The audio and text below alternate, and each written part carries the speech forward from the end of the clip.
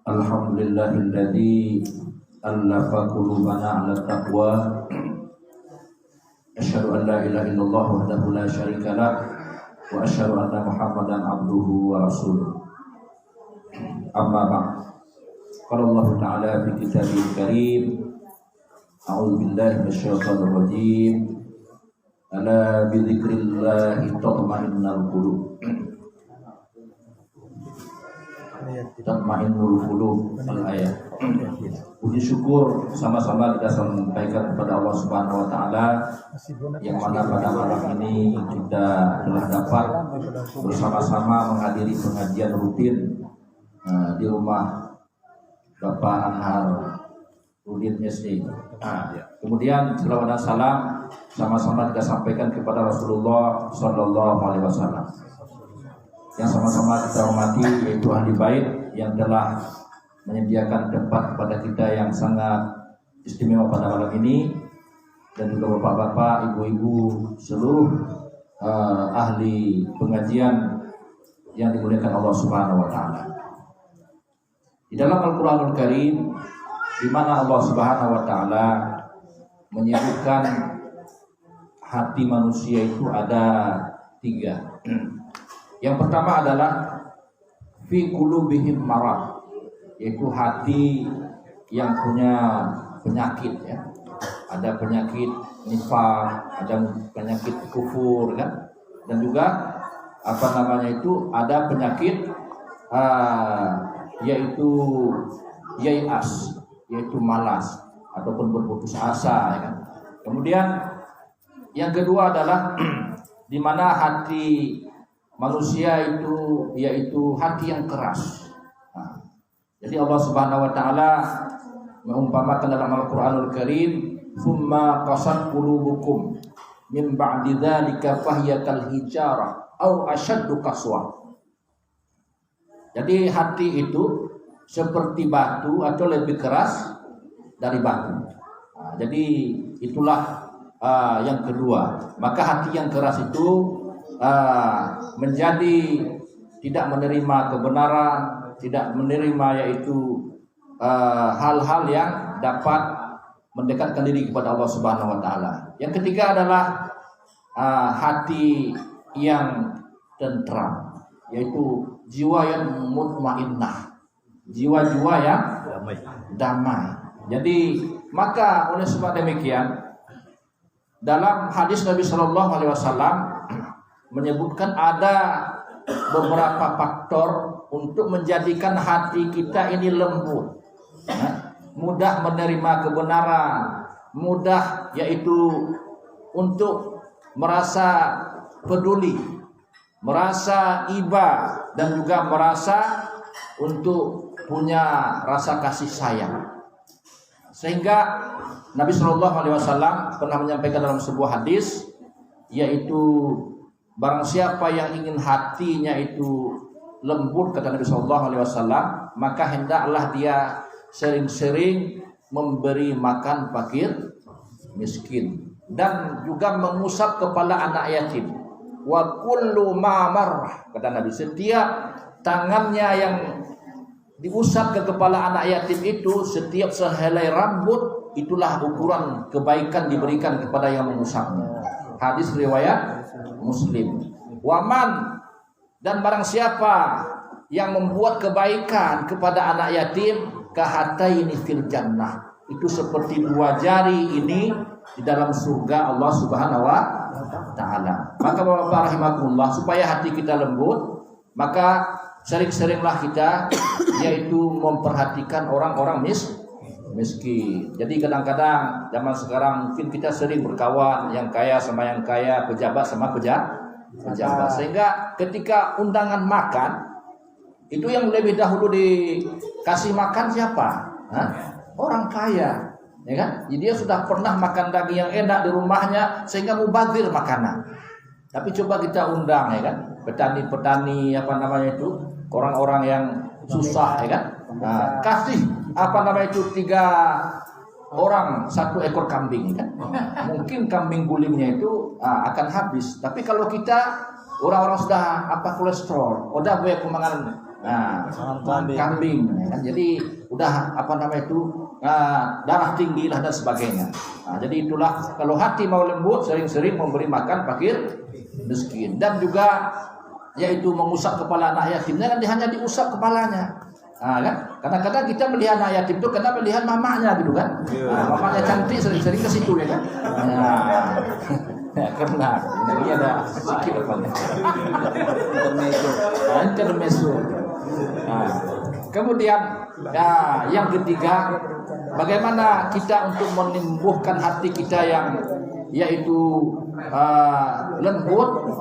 Kita haruslah peduli kepada anak yatim, bukan cuma hanya mengusap kepalanya, ya kan? Tapi ini kita sebentar lagi mungkin panitia sudah membentuk kemarin yaitu tentang hari yatim.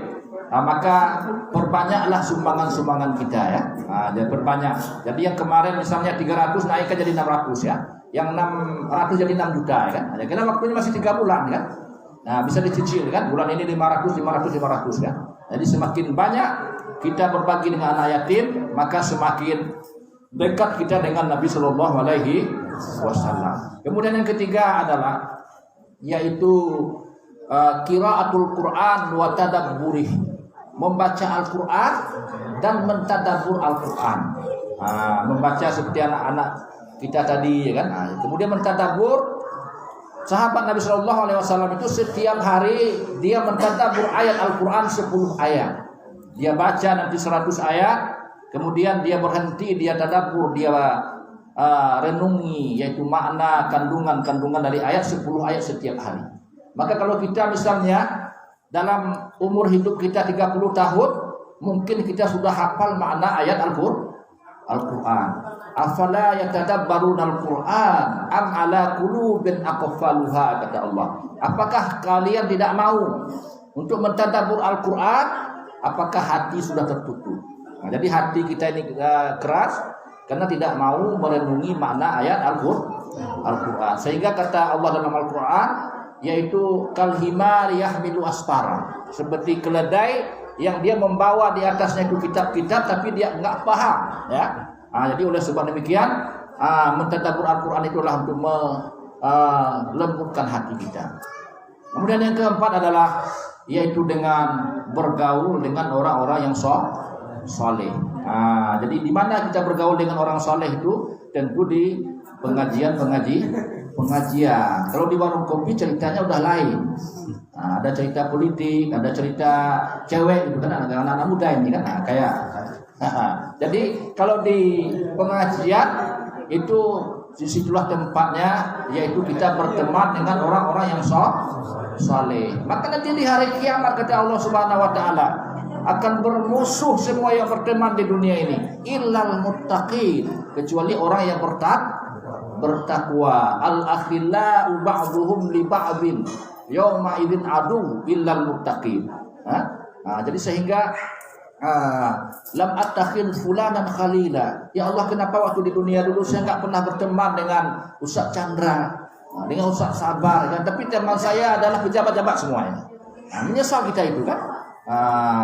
Kalau pejabat kan ceritanya itu tentang jabatan ya kan, tentang bagaimana itu pipo gitu kan, bukan HP pipo ya kan. Kemudian itu adalah untuk mendekatkan diri kita supaya hati kita lembut, sering berteman dengan orang-orang saleh, bukan dengan orang salah. Ya kan? Jadi itu. Kemudian yang kelima adalah dengan banyak yaitu menghadiri pengajian, yaitu ta'lim. Menghadiri yaitu pengajian. Jadi di situ di dalam pengajian itu kita iman naik, ya kan? Nanti waktu pulang iman dong, ya kan? Kenapa? Begitu kita buka media sosial kan, buka semua itu nampak semuanya kan. Kecuali imanlah yang bisa, yaitu nama itu yang bisa untuk menghindari, ya kan? Jadi maka oleh sebab demikian setiap pengajian itu di mana kita itulah majelis malaikat, itu majelis di mana dinaungi oleh malaikat. Jadi sehingga kita belajar dan belajar itu Umar bin Khattab radhiyallahu an, sampai beliau itu digajinya seorang apabila dia tidak dapat ikut majelis Nabi Shallallahu Alaihi Wasallam. Jadi sehingga di dalam pengajian-pengajian itu kita bisa untuk bagaimana menambah ilmu, menambah yaitu kesahihan akidah, kesahihan ibadah. Begitu juga untuk menambah nilai-nilai keimanan kepada Allah Subhanahu wa taala. Wa idza tuliyat alaihim ayatuhu zadatuhum imana. Jadi dengan dibacakan ayat Al-Qur'an dan juga dibacakan hadis, itu akan bertambahlah nilai-nilai keimanan kita kepada Allah Subhanahu wa taala. Kemudian yang keenam adalah yaitu supaya hati kita lembut, lihatlah perkara dunia kepada orang yang lebih susah dari kita. Jangan sering-sering kita membandingkan dengan orang yang lebih kaya dari kita. Itu semakin keras hati kita. Jadi kenapa? Karena bisa-bisa kita merasa tidak puas, merasa belum cukup. Kalau berusaha itu dipersilahkan ya. Jadi jangan kita bandingkan nikmat yang diberikan Allah kepada kita dengan nikmat yang diberikan kepada orang yang lebih kaya dari kita, orang yang lebih tinggi jabatan dari kita kan. Supaya kata Nabi, Allah tajdaru ni'matallahi alaikum, supaya tidak meremehkan nikmat Allah Subhanahu wa taala. Jadi itulah hati kita itu supaya bisa lembut, maka sering-seringlah mengunjungi orang-orang yang kurang mampu. Misalnya besok anak-anak kita bawa misalnya kemana? Ya? Kalau kita bawa ke tempat mall, anak-anak riang gembira dia kan. Tapi sekali-kali seminggu bawa yaitu di mobil, yaitu beras 1 kilo, minyak 1 kilo ya kan. Kemudian gula 1 kilo aja anak-anak kita untuk membagikannya kepada fakir-fakir miskin. Itu namanya rihlah rohaniyah.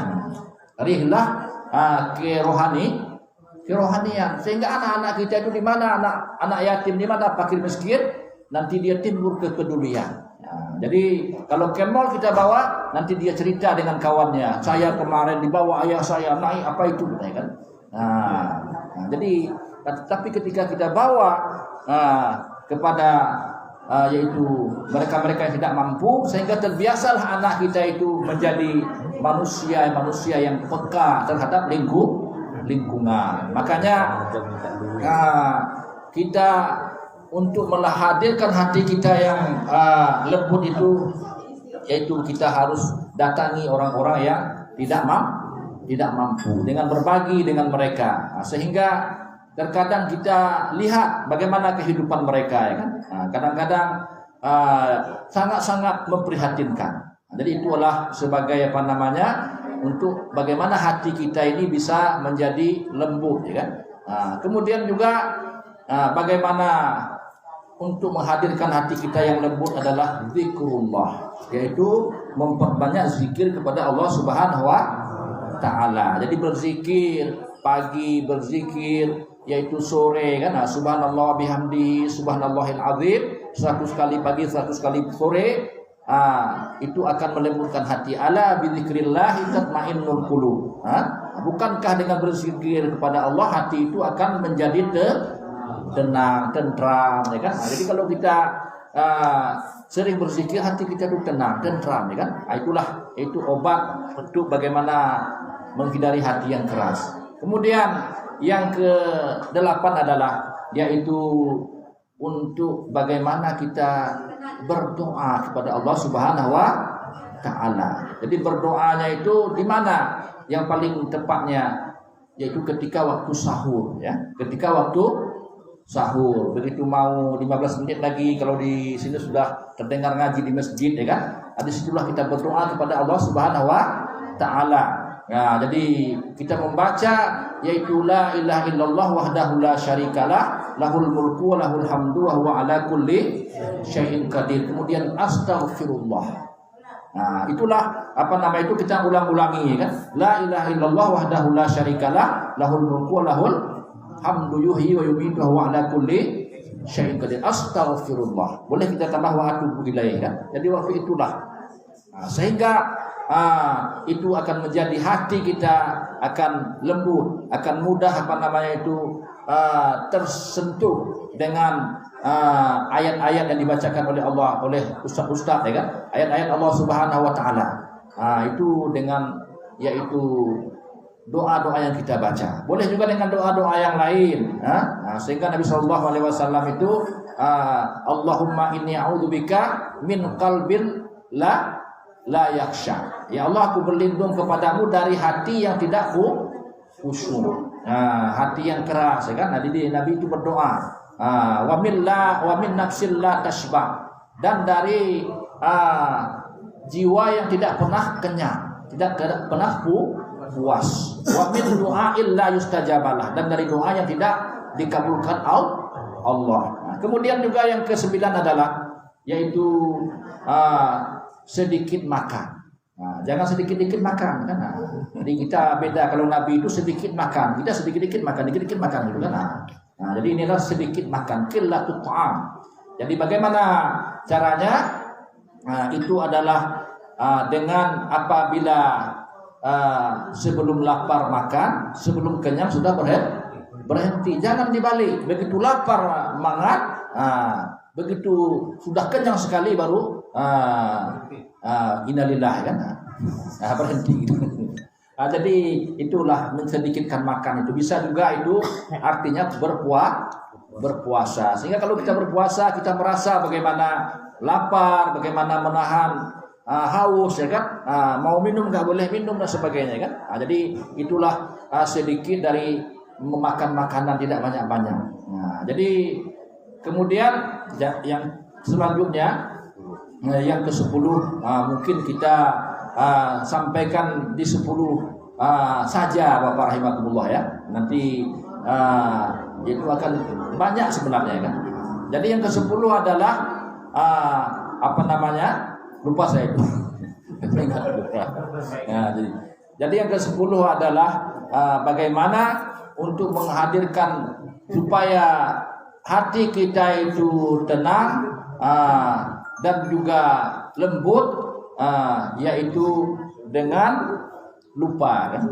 Enggak ingat lagi 10, ya kan? Jadi begitulah, kadang-kadang udah tua ini, kan? Jadi ada 10 sebenarnya yang saya sampaikan, ya. Yang dapat cuma 11. Yang dapat cuma 9, ya.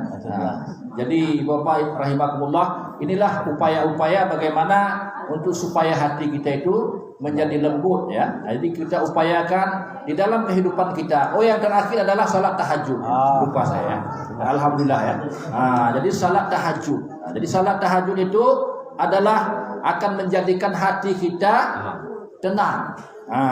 Kenapa? Karena kita di malam hari, kata Nabi SAW dalam sebuah hadis, barang siapa yang salat ketika manusia sedang tidur, ya kan?